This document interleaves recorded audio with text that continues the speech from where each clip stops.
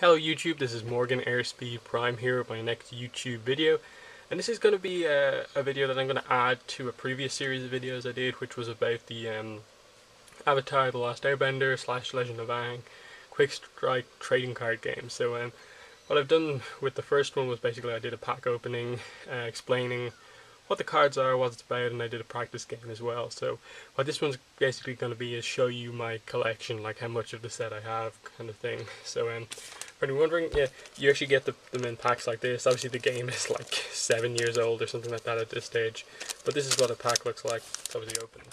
And then this was the starter pack, which, you know, you get lots of cards in this, so you can play in games straight away.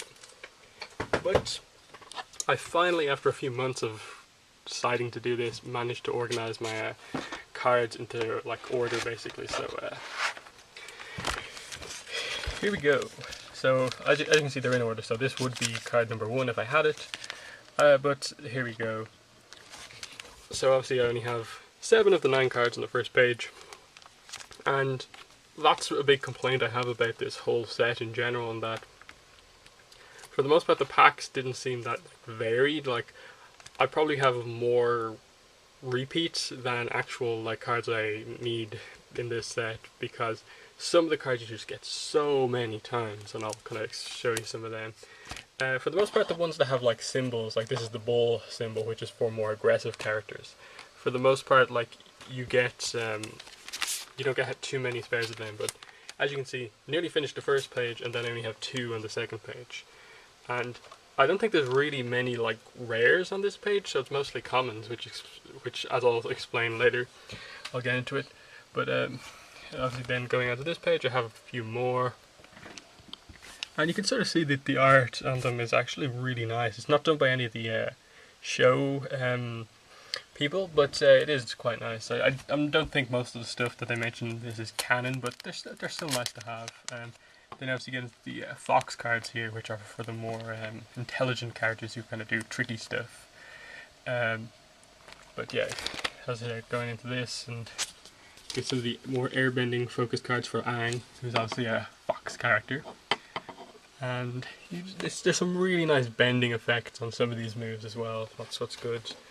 But yep. Going to the other page, we move into Lion, which is for like brave characters, and you can see there's Gyatso. Katara is a brave character.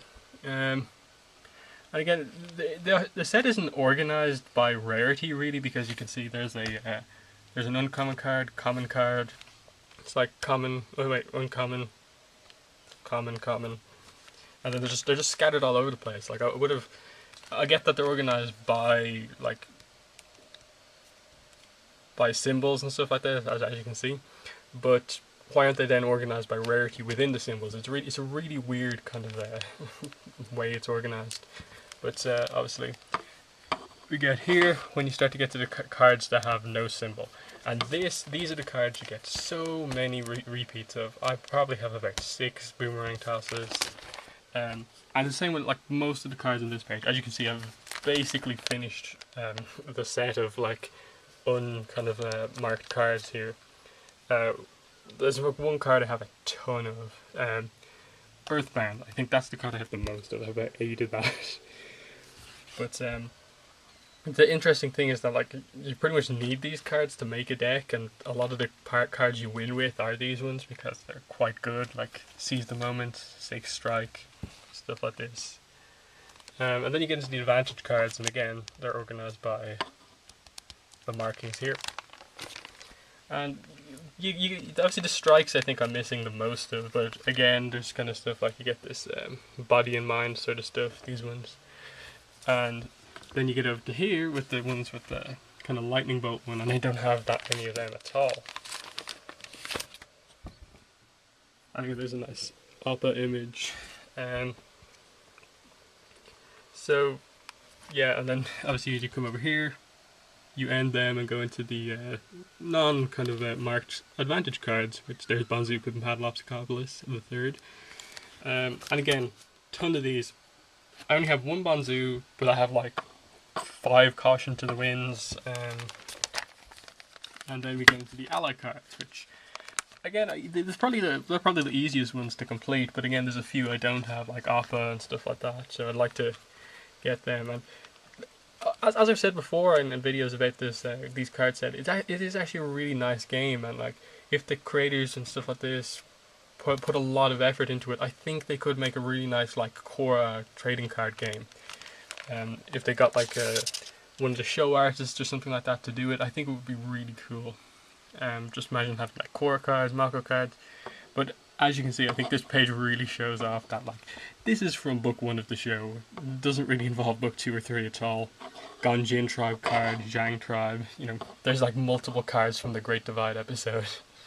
The herbalist there as well. So, and then this is the way the set is really weirdly organized. It goes from ally into the bending card. So here's strike cards about airbending, which this is where I don't have barely any of the cards. You see, I have 2 airbending cards. I have like 6 earth bending cards, 3 fire bending cards, and 2 water bending cards. So they're all over the place. And then here's the shiny cards. Which are exclusive to certain characters. This is Iroh's exclusive card. There's Zhao's exclusive card. There's an exclusive advantage card for Kinto. And then from here we get into the chamber cards, which are obviously, as you can see, quite thick. And I'll just explain it with this. As you can see, they open up, and there's like a card on each side. So.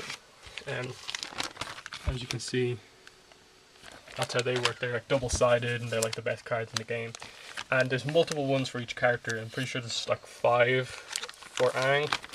And then I think I don't have a Sokka, which is why there's a lot of spaces here. Then I have 2 of the Kataras, 2 Boomies. I see I'm missing, I think, like JoJo and stuff like this across here. Then I have 2 Zukos, 2 Irohs, 1 Afiko, and 2 Kinkos. So I'd say I probably have just about half of the set of cards from probably like 13 packs and 2 starter decks. And it just seems like this sort of set that it'd be like you have to spend so much money to actually complete it, because the packs seem really kind of badly done in terms of you get tons of the like non-specific strike cards, and the element strike cards, which are probably the best ones, are the most rarest. Even the uncommon ones are quite rare, and common ones are rare. So there's that video.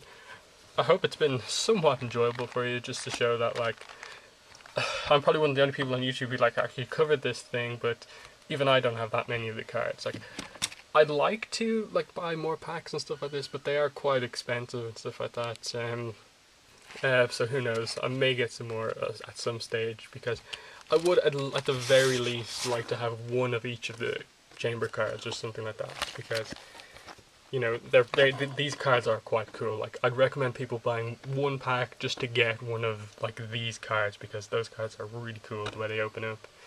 And I'd like to like bring back this sort of thing for Korra, just so you can have like a Korra card like that, Mako, stuff like that. But there it is. Hope you enjoyed it. Thanks for watching, and bye.